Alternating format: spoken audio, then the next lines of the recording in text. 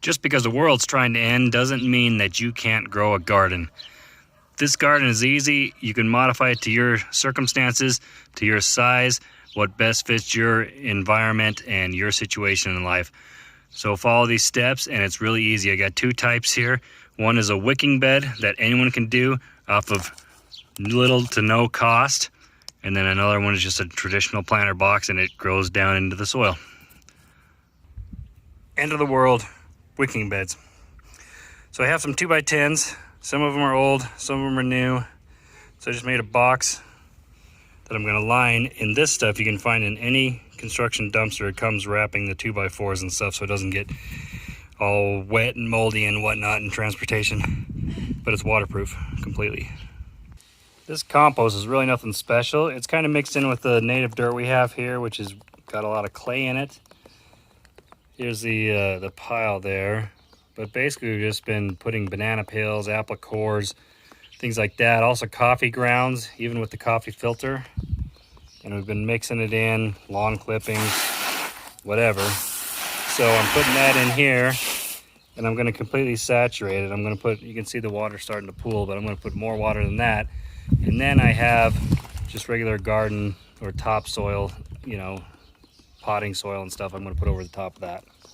Now I've got all the excess cut away from the stuff so it looks a little bit cleaner. So now I need some drainage to a point. So I want this to retain, you know, 4 inches probably of water.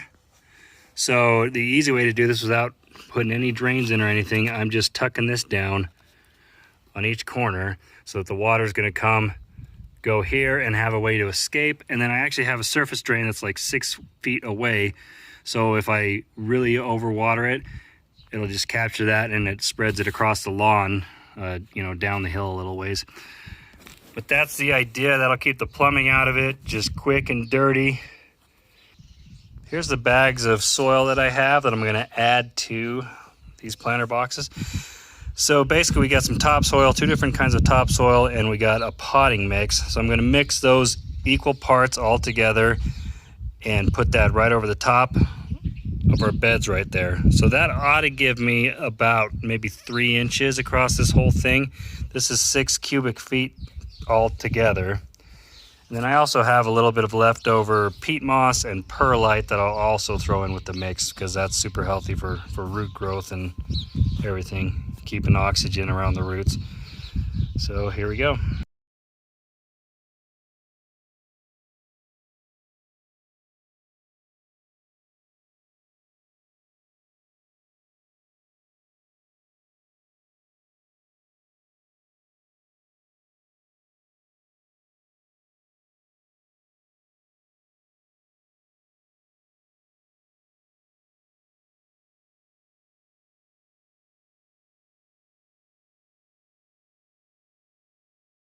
The first layer I put with this was this nature's mulching material because it looked like it was pretty coarse.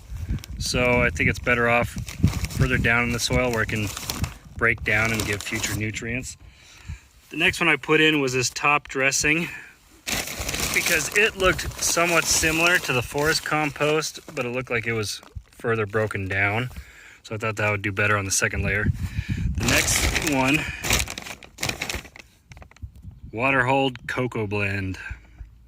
I live in a really dry area, so I need the moisture to be retained in the soil as much as possible. So anything with cocoa peat or sphagnum peat is a good idea in my area. And this I think has a lot of cocoa fiber in it, cocoa peat. And then I sprinkle a little sphagnum peat moss on top with some, where did I put it? There it is. Perlite. Oh, look at that. I kept potatoes under there, but I got to figure out something for this. Maybe some peppers. There's a little bit of room there.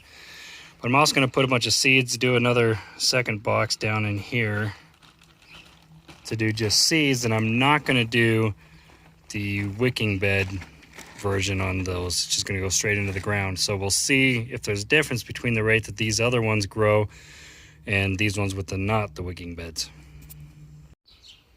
It's been raining all morning, and I'm pretty excited to see that this little drain that I pushed down actually worked.